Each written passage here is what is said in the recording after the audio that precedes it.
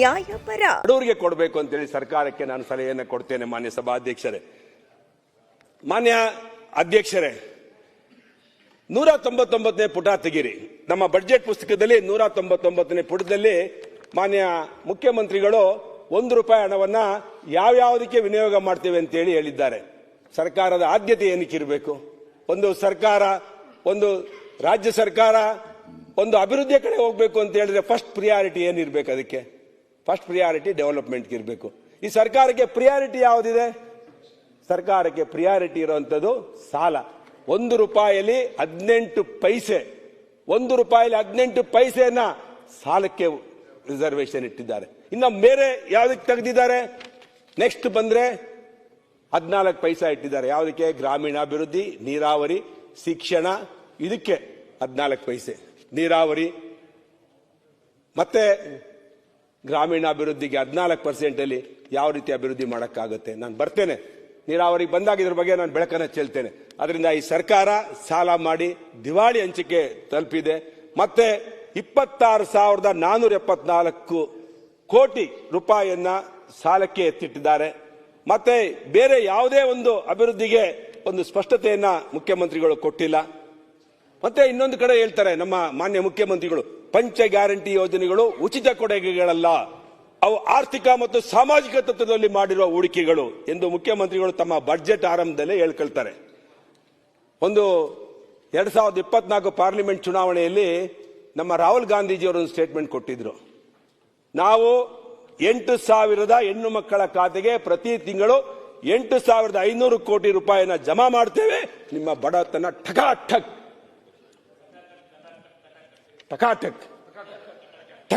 ನಿವಾರಣೆ ಆಗುತ್ತೆ ಅಂತ ಹೇಳಿ ಒಂದು ಘೋಷಣೆ ಮಾಡಿದ್ರು. ಯಾರಾದ್ರೂ ಮೈ ಮುರಿದಲೆ, ಬೆವರು ಸುರಿಸದಲೆ ಶ್ರೀಮಂತರಾಗಿರೋದು ಈ ಪ್ರಪಂಚದಲ್ಲಿ ಯಾರು ನೋಡಿದಿರಾ? ಮಾನ್ಯ ಸಭಾಧ್ಯಕ್ಷರೇ, ಕಾಂಗ್ರೆಸ್ ಪಕ್ಷ ಇನ್ನೊಬ್ಬರ ದುಡ್ಡಿನಿಂದ ಯಾರು ಶ್ರೀಮಂತರಾಗಲ್ಲ. ಬೇರೆಯವ್ರು ಕಂಡೋರು ನಮ್ಮ ಸರ್ಕಾರ ಕೊಡೋ ದುಡ್ಡಿಂದ ಯಾರು ಶ್ರೀಮಂತರಾಗಂಗಿದ್ರೆ ಖಂಡಿತ ಅದನ್ನು ನಾವು ಹೇಳ್ತಾ ಇದ್ದು.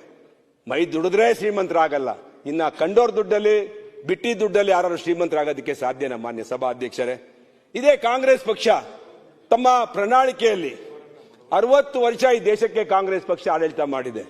1971 ಇಂದಿರಾ ಗಾಂಧಿ ಅವರು ಒಂದು ಘೋಷಣೆ ಮಾಡಿದ್ರು, ಗರೀಬಿ ಹಠಾವೋ. ಇವತ್ತು ಆ ಗರೀಬಿ ಹಠಾವ್ ಆಗಿದ್ರೆ ಶಕ್ತಿ ಯೋಜನೆ ಹಾಕ್ಬೇಕಾಗಿತ್ತು. ಮಾನ್ಯ ಸಭಾಧ್ಯಕ್ಷರೇ, ಭಾಗ್ಯಲಕ್ಷ್ಮಿ ಯೋಜನೆಗಳು ಹಾಕ್ಬೇಕಾಗಿತ್ತು. ಯಾವುದೇ ಯೋಜನೆಗಳು ಈ ದೇಶದಲ್ಲಿ ಬಡತನ ನಿರ್ಮೂಲನೆ ಮಾಡ್ತೀನಿ ಅಂತೇಳಿ 60 ವರ್ಷದ ಕಾಂಗ್ರೆಸ್ ಅವರು ಸುಳ್ಳು ಹೇಳ್ಕೊಂಡ್ಬಂದ್ರು. ಇವತ್ತು ಯಾವ ಬಡತನ ನಿರ್ವಹಣೆ ಆಗಿದೆ ಈ ದೇಶದಲ್ಲಿ? ಯಾಕೆ ಈ ಭಾಗ್ಯಗಳಿಗೆ ಇವತ್ತು ಸುಮಾರು 58,000 ಕೋಟಿ ಹಣವನ್ನ ಇವತ್ತು ಪ್ರತಿ ವರ್ಷ ಇವತ್ತು ಖರ್ಚು ಮಾಡುತ್ತೆ ಸರ್ಕಾರ ಅಂತ ಹೇಳಿದ್ರೆ, ಕಾಂಗ್ರೆಸ್ ಪಕ್ಷ ಈ ಗೃಹಲಕ್ಷ್ಮಿ ಯೋಜನೆ, ಈ ಶಕ್ತಿ ಯೋಜನೆಗಳೇ ಬೇಕಾಗಿರಲ್ಲ. ಕಾಂಗ್ರೆಸ್ ಪಕ್ಷ ಈ ರೀತಿ ಜನರನ್ನ ಮರಳು ಮಾಡಿ ಅಧಿಕಾರಕ್ಕೆ ಬರುತ್ತೆ, ಬಣ್ಣ ಬಣ್ಣದ ಮಾತುಗಳನ್ನ ಆಡ್ತಾರೆ. ಮತ್ತೆ ಆರ್ಥಿಕ ಮತ್ತು ಸಾಮಾಜಿಕ ತತ್ವಗಳಲ್ಲಿ ಈ ಗ್ಯಾರಂಟಿ ಯೋಜನೆಗಳಾಗಿದೆ ಅಂತೇಳಿ ಬಣ್ಣ ಬಣ್ಣದ ಮಾತುಗಳನ್ನ ಮಾನ್ಯ ಮುಖ್ಯಮಂತ್ರಿಗಳು ಇವತ್ತು ಕರ್ನಾಟಕ ಜನರ ಮುಂದೆ ಹೇಳ್ತಾ ಇರುವಂತದ್ದು ಶ್ಲೋಕನೀಯ. ಮಾನ್ಯ ಸಭಾಧ್ಯಕ್ಷರೇ, ಈ ಗ್ಯಾರಂಟಿ ಯೋಜನೆಗಳ ಬಗ್ಗೆ ನಾವು ಮಾತಾಡಿದ್ರೆ ನೀವು ಮಧ್ಯಪ್ರದೇಶದಲ್ಲಿ ಮಾಡಿಲ್ವಾ, ರಾಜಸ್ಥಾನದಲ್ಲಿ ಮಾಡಿಲ್ವಾ, ಹರಿಯಾಣದಲ್ಲಿ ಮಾಡಿಲ್ವಾ, ಡೆಲ್ಲಿಯಲ್ಲಿ ಮಾಡಿಲ್ವಾ?